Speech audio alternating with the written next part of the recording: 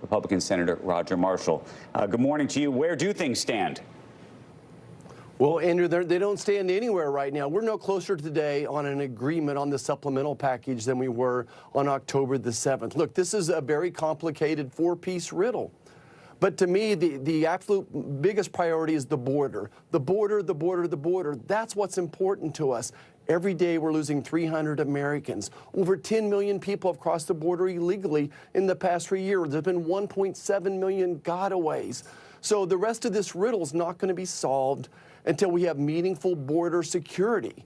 If that riddle is not solved, then the Republicans are going to vote down any type of cloture for the other three pieces of this riddle, for Ukraine, for Taiwan, as well as for funding for Israel. It's the border. And just to put it all together, I appreciate the importance of the border. There's no question that figuring out the immigration piece of the puzzle is important. But the question is and not that it's not an acute problem. Boy, is it an acute problem. But given the acuity, if you will, if that's a word, of the problem in Israel right now, in Ukraine, potentially in Taiwan in the future, is there no reason to try to separate these things? There's every reason to separate them. It is almost scientifically impossible to get people to agree on all four of these. Even within the Democrat caucus on the Senate side, you're not going to get unanimous agreement on how to solve any one of those right now. And when you start doing something more for Israel, then you lose someone that maybe was going to support the Ukraine package and vice versa. It's virtually impossible, and that's why we offered on the Senate floor just a couple weeks ago standalone funding for Israel. That, remember, every Democrat voted against it. They went to the mall, and Chuck Schumer said he wouldn't rest until there was funding for Israel. 3 hours later, we give him the opportunity, and he votes it down. Again, we're going to lose 300 Americans today that are going to die because of fentanyl poisoning. The border is a national security issue. It's not an immigration issue. It's a national security issue. It's the border. Senator, what do you make of the House trying to tie the IRS funding to all of this? Look, I don't care how we pay for it. I would like to pay for it. My priority is to support Israel, that this is a war for the sake of humanity, that we need to stop all type of terrorists, stop their brutality, that they're coming after us next. So that's not an issue to me on how we pay for it. I would gladly welcome my Democrat friends to come to the floor today and say, here's another way to pay for it if you'd like. I'd even consider standalone legislation to support Israel without a pay for. I think it's that big of a priority. Again, to me, it's all about priorities: the border, the border, the border, and then let's get our American hostages home safely, and then let's support Israel. So, given sort of where things stand, how do you imagine this plays out? I mean, you just described a situation that is untenable in so many ways for the country. It's also untenable given the various factions and the various parties. Does that nothing happen? You know, very well. Look, and that's a great a great question. I wish the press would ask Joe Biden, why don't you want border security? Ask Chuck Schumer, why don't you support border security? That's the questions people should be asking. If they will support meaningful border security, then I think we could fix these other problems one at a time. But they're not willing to take that on. They'd rather have 10 million people cross the border illegally than fix the problem. Senator, walk through the border package as you see it, because it's not. Part of the issue is the specifics of how these things get put together, the actual package, what it actually entails. Because I think it's not just saying border security. I think there's a lot of people on all sides who would like border security. It's then when you dig into the details that it gets more complicated.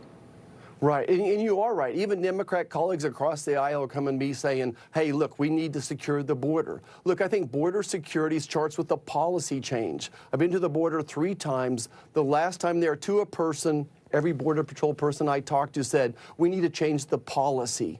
If we would change the asylum policy alone, we would decrease maybe 50%, maybe even 75% of those 10 million people that are crossing the border illegally. So changing asylum rules alone would help. And then we have to do something about the parole situation as well. President Biden has paroled over 1.5 million folks so far as well. So we need to fix parole. And then, look, we need some type of better physical security as well. More Border Patrol officers, more technology, more drug dogs, all those types of things. However However we can secure the border, I would do exactly what the DHS plan laid out several years ago. Look, for probably $15, $20 billion, we can secure the border. Why would we send $60, $70 billion more to Ukraine when we haven't secured our own border yet? It's always, to me, about priorities. It's the border. Hey, Senator, we got a presidential election. Unbelievable how quickly it's coming. I don't know what your current relationship is with the presumptive nominee at this point. I know he had endorsed some other individuals when you were, trying to become senator. And have you endorsed anyone yet for 2022 on the Republican side? I have. Look, at this point in time, it appears as Donald Trump versus Joe Biden. And I'm going to say this. I have 10 million reasons why Americans should vote for President Trump.